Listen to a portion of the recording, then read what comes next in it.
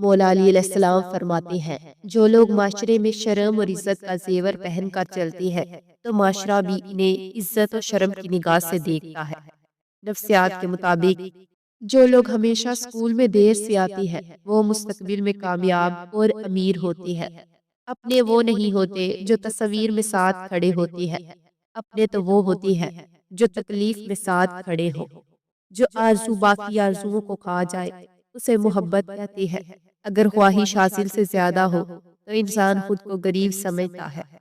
تین رشتے تین وقتوں میں پہچانے جاتے ہیں: بڑھاپے میں اولاد، غربت میں بیوی اور مصیبت میں دوست۔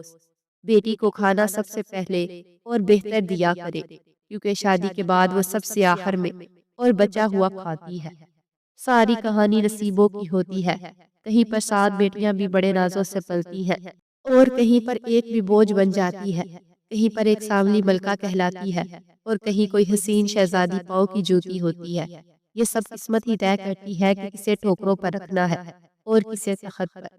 مرد تو صرف جمع یا نفی جانتا ہے، لیکن عورت ضرب جانتی ہے۔ آپ جو اسے دیں گے وہ آپ کو دگنا کر کے لوٹائے گی، چاہے وہ عزت ہو، محبت ہو یا پھر دھوکہ ہو۔ جو عورت ہر وقت ہنستی رہتی ہو تو سمجھ جاؤ ایسی عورت کے اندر دکھوں کا آتش فشاں ابل رہا ہے۔ مرد پڑھا لکھا ہو کر بھی ان پڑھ عورت کو قبول کر لیتا ہے، لیکن اگر عورت 2 لفظ زیادہ پڑھ جائے تو اسے اپنے معیار کا شوہر چاہیے۔ محبت چاہے جتنی بھی شدید ہو، یہ اپنی تذلیل برداشت نہیں کرتی۔ کوئی مسلسل بے قدری کرے تو شاید اس سے محبت تو رہتی ہے، مگر پھر اس کی چاہت نہیں رہتی۔ جو عورت تیز بولے وہ دولت کی لالچی نہیں ہوتی، جو عورت ہمیشہ بولے وہ پیار کی بھوکی ہوتی ہے۔ جو عورت معصوم نظر آئے اس پر کبھی بھروسہ مت کرو، جو عورت کم بولے وہ دنیا کی بہترین عورت ہوتی ہے۔ جو عورت زیادہ سنورتی ہے وہ مغرور ہوتی ہے۔ اچھی عورت ہمیشہ سادہ طبیعت کی ہوتی ہے۔ جو عورت اللہ کی دی ہوئی صورت کو نہیں بگاڑتی وہ اصل میں عورت کہلانے کے لائق ہوتی ہے۔ رشتہ بچانا مرد کے ہاتھ میں ہوتا ہے، وہ چاہے تو سنبھال لے چاہے تو اجاڑ دے، کیونکہ عورت کے بارے میں تو اللہ بھی فرماتا ہے کہ عورت کم عقل ہوتی ہے۔ جس عورت کے پاس گفتگو کا سلیقہ ہو اسے چاہیے کہ وہ خاموش رہے، کیونکہ اس کی خوش اخلاقی عاشقوں کو جنم دیتی ہے۔ سہد دل مرد بھی اس عورت کی محبت میں صحرا میں پیاسے مسافر کی طرح تڑپتا ہے۔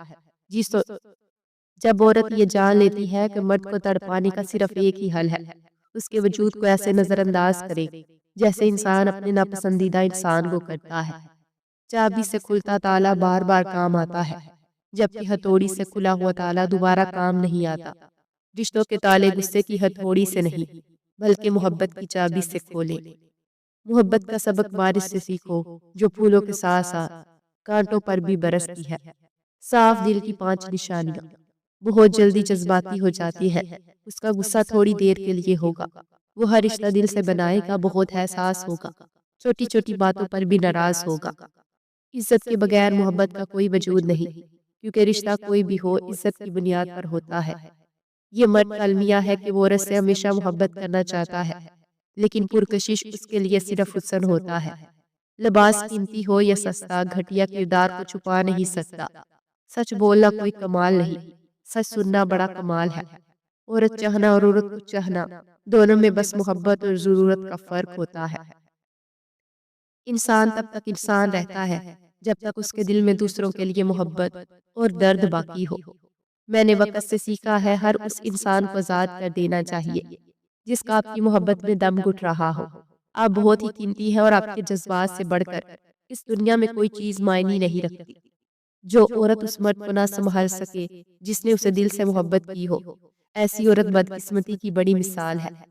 زندگی میں آگے بڑھنا چاہتے ہو تو بہرے ہو جاؤ، کیونکہ بعض لوگوں کی باتیں مایوسی میں اضافہ کر دیتی ہیں۔ میں نے وقت سے سیکھا ہے ہر اس انسان کو آزاد کر دینا چاہیے جس کا آپ کی محبت میں دم گھٹ رہا ہو۔ اگر کوئی آپ کی فکر کرتا ہے تو اس کی قدر کرے، کیونکہ دنیا میں تماشائی زیادہ اور فکر کرنے والے بہت کم ہیں۔ سچ بولنے کا شوق ہو تو اپنے بارے میں بولے، دوسروں کی زندگی عذاب مت بنائے۔ اگر ہم زبان کی پھیلائی ہوئی مصیبتوں کا جائزہ لیں تو معلوم ہوگا کہ خاموشی میں کتنی راحت ہے۔ ایک سمجھدار انسان اپنی بے عزتی کا بدلہ مسکرا کر ٹال دیتا ہے۔ کسی ایسی بات کو مسکرا کر نظر انداز کر دینا سمجھداری ہے جو آپ کی شخصیت کے خلاف ہو۔ اچھا انسان مطلبی نہیں ہوتا، بس وہ دور ہو جاتا ہے ان لوگوں سے جنہیں اس کی قدر نہیں ہوتی۔ جو کسی کا برا نہیں چاہتا ان کے ساتھ کوئی برا نہیں کر سکتا۔ یہ میرے رب کا آپ کے ساتھ وعدہ ہے۔ مرد کو اپنی کمی محسوس کروانا چاہتی ہو تو اس کے سامنے ایک کھیل ہمیشہ کھیلتی رہو، اور وہ ہے اپنی بے بسی کا کھیل۔